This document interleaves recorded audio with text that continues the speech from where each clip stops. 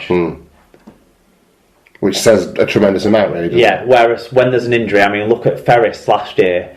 He got injured, and Rangi Chase got was it a 5-game ban or something? It was a big period of time. It was a grade E offence he got graded with. Yeah. And I think that was worse because the player was stood up and he clearly attacked one leg and one leg only. Yeah. But still, it's an area that where they only seem to come down on it if there's an injury, and that's not the way to stop this sort of tackle being in the game. It's to come down on it if you think it's a problem, regardless. Yeah. We had some tweets though. Tyler Casvan, he said, obviously a Casvan, he said if the guidelines for a Grade B is 1 to 2 games, then he should get a maximum 2-game ban. I saw no intent to injure, and that's a Castleford fan. Colin Render said, to me it seems too... the ban seems too much from what I saw. It looked accidental and just an unfortunate injury. Alan Cale says, a dangerous precedent for me. Having seen it multiple times, I don't see anything worthy of a level of any level of charge. At a non-TV game, I would assume 1 or 2 non-HD cameras at most. If Shenton gets up unhurt, no one mentions it. Basically, there wasn't enough evidence to say it was clearly bad in his view. And Mark Stevo, similar theme, good tweet, says, only seen one replay which shows the tackle from behind. I'm assuming the RFL have a side-on one which shows it's deliberate. Well, if they do, they haven't shared it with the public. And you would think in the interest of transparency at this point they would do, given the noises that were coming out of OKR before, during and after this whole process, wouldn't you? Can I just make a side point about Mark Stevo as well, and take my hat off to him for his ability to appreciate sarcasm and irony and not overreact on Twitter? Because yesterday evening I put out a tweet about the Adam O'Brien interview that we've got coming up in the show, asked if there are any questions, and obviously Mark's a Leeds fan, so he put something along the lines of, when you lot fail to go up this season, will he be asking to join Leeds? So there was a certain tone to it. So I said back to him, yeah, that's perfect. I might not ask it in that way, but I'll put your tone down to the fact that you got a bit of a shoe-in at Widnes today. And I got 4 smiley faces laughing back. No kicking off, no being a dickhead, just enjoying social media in an appropriate way and understanding the crack. So I was pretty happy with that, and I was proud of our listeners as a whole. But yeah, I wanted to make a point when Mark's name came up, just to take my hat off to him personally for that. Fair dinkum, Mark. Well done. Okay, further injury news. Catalan Dragons hooker Paul Ayton will be out for 6 weeks with a torn pectoral muscle. The Papua New Guinean international, who missed the last 9 matches of Leeds' 2015 season with a broken arm, sustained his latest injury just 11 minutes into his Catalan Dragons debut at Wigan. Yeah, unfortunate for him. It looks innocuous, so it's a big blow for him. Yeah, and that was more than adequately illustrated at the weekend as well, wasn't it? Yeah. Go on then. That's it. Fantastic. Well, Elwar Policia, if he plays for 80 minutes, he's going to get himself sent off. Yeah, he just can't. Bless him. Bless his little cottons. Okay, Hull FC's new signing, Mai Fanua, will be out for up to 6 weeks after picking up an injury in his Super League debut. The former Melbourne Storm winger was hurt during Hull's 42-20 win over the Salford Red Devils last Friday and will have to undergo surgery. The news is positive, said coach Lee Radford. He had a scan on Wednesday night and the experts think he'll be out for a month or so probably about 4 to 6 weeks. So that is really good news for the lad. He'll have a routine operation to sort it out and straight into rehab with our medical team, who will manage him back to fitness over the coming weeks.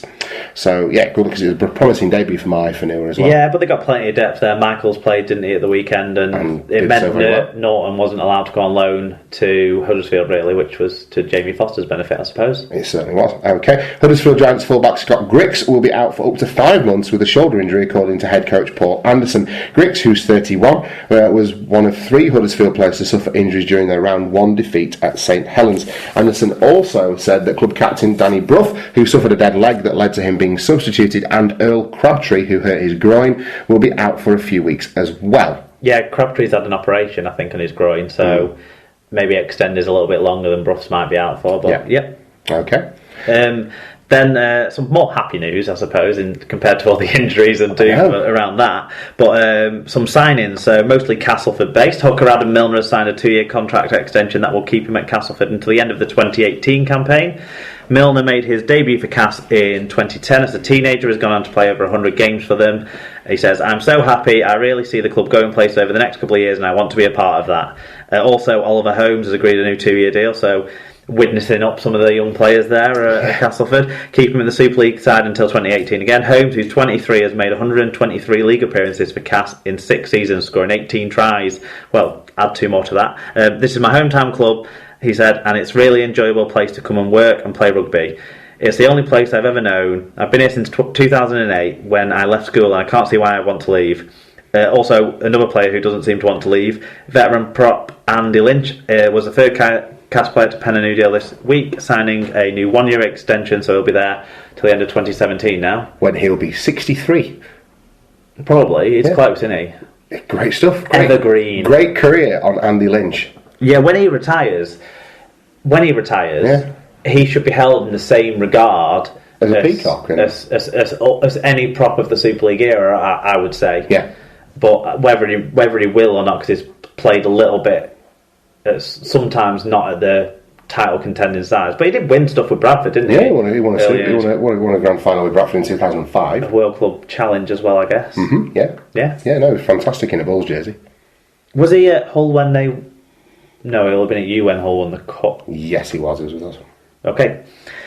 Ryan Lannon, a young up-and-coming player at Salford, he's signed a new 3-year deal that ties him to the club until the end of 2018. So Ryan Lannon is a great signing for us and shows the club's commitment to producing our own players through the youth setup, said Salford coach Ian Watson. So that's a good deal for player and club. Certainly started the season well. And the last piece of news I've got on sort of signings is a new signing into the Catalan Dragons, which is Willie Mason. Big Willie hits the Super League again. Yes. Let's see if he lasts longer than he lasted at Hull Car, but he's signed a 1-year deal effectively to the end of the year with the Catalan Dragons, who maybe need some reinforcements. Yeah, well, he's flown over to see the King of Tonga again and ask for a passport or do whatever it is he needed to do last time to get himself into the country. And based on the performances of one of their new Australian Enormo forwards exclusively at the weekend, I would say he is a welcome addition to this Catalan side if he can come in and skill a few players out of the way. At least there'll be one big lad at that Catalans team that runs his weight.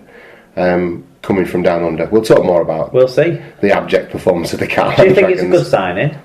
I think he's been a first grade player for 15 years. Yeah, he's played a lot of games, but he has early on in his career, especially at the Bulldogs, he was a big performer, big star player. Yeah, he was. He's got a great pedigree, and look, he's played rep footy. He's a tremendous talent, and he could be a very useful voice in that Catalan dressing room. I still think he's got big meters in him. He was performing even for Manly last season. He was still getting in there and was arguably one of their better forwards last season in an admittedly poor season by Manly standards. I think he can come and do a job. I think a lot of it depends on his attitude and how mentally prepared he is to dig in. I think he'll find it tougher than he expects. And whether or not it's just one last pain. That's the thing in his senior end of his career where I think he has improved. I think he is a team guy, a good guy who, in terms of his attitude and the way he goes around the dressing room, he was very much seen as a positive influence around the nights when he was there, and similar at Manly last year. So that should be good. It's just a shame that they can't find any more French players. Yeah, that's true. That is true. It's also a shame that Jamie Peacock's retired 1 year too early. I would have liked to have seen them two old bruisers face each other one last time. Well, you never know.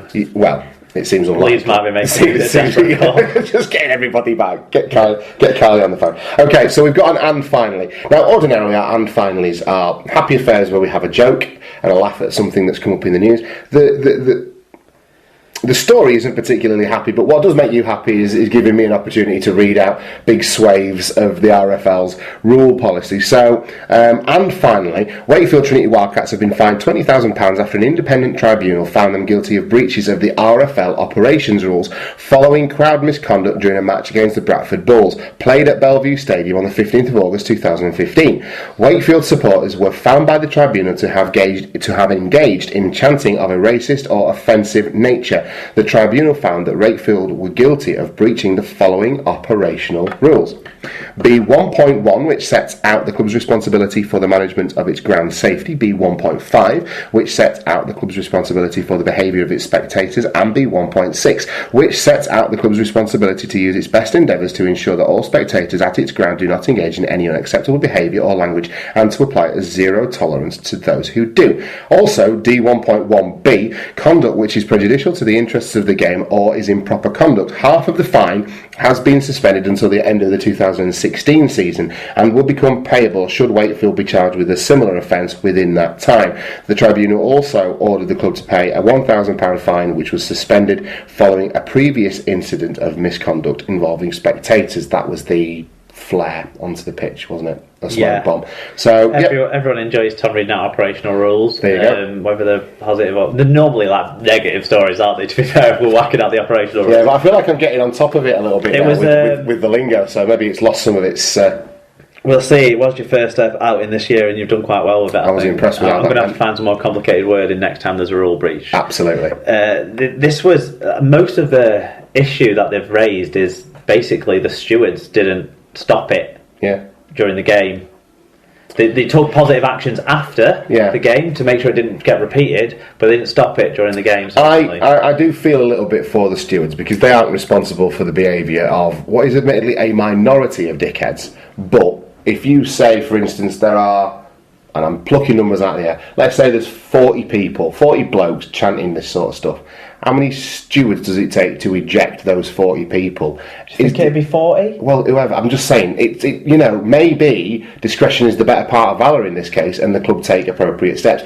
The difficulty now is not the difficulty, but the thing I'd like to see Wakefield do is make sure that they eradicate it moving forward. Have this incident and learn from it and eradicate it. I don't necessarily think that it's prudent in what will have been a taut environment for stewards to go in heavy-handed. Maybe that exacerbates the situation slightly. Well, they had your lot back, didn't they, for the £1 million game, and there weren't the same issues, so that's progress. So maybe they've taken steps at that point. Bellevue's a weird one. It's because it's such a small ground, there's so few people there nowadays. Yeah.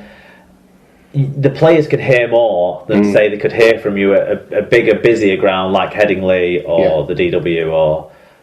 Well, actually, the DW is pretty quiet, isn't it? You probably hear more at the DW. Yeah. You can hear blokes in the car park. But hopefully Wakefield have sorted their act out, and I think they have. Okay, so that's news from around the world of Rugby League. Let's take a look back now at round 2 of Super League.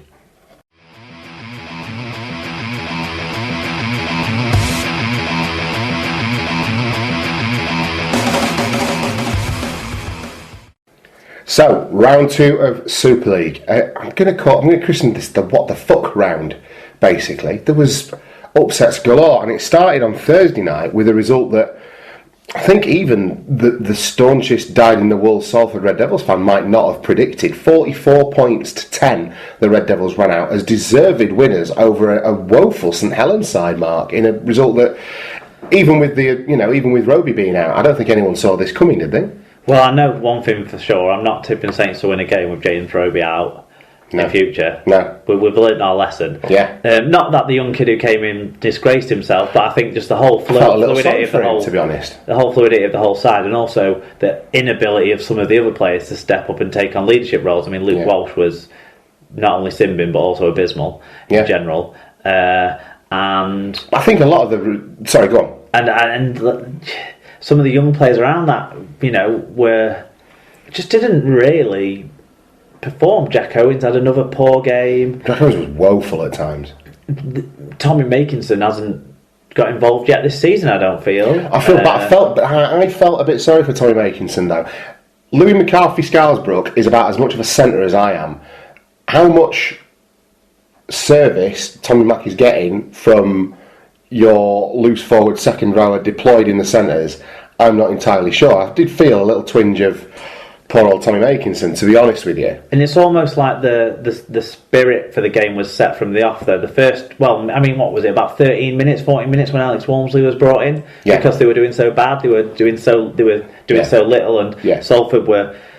They were never in it, were they? Salford were really sorry. Do you know, there was a point where they were in it, and I think the simbing in came at the right time. Now, Salford blew them out of the water, didn't they? They got, 12-0 up, and then it was 18-6 at the time the sin bin happened, I think, if I remember right. Yeah, because they went on to score in the next couple of plays, didn't they? So, when the sin bin happened, at that point, that was the point where Salford could have started to lose a grip on the game. Hear me out. Salford made their weird interchanges. They ended up with Evolds, O'Brien, Dobson, Louis, the convicted spousal abuser of Louis, Tompkins, and Tommy Lee all on the pitch at the same time. He did, yeah. That is not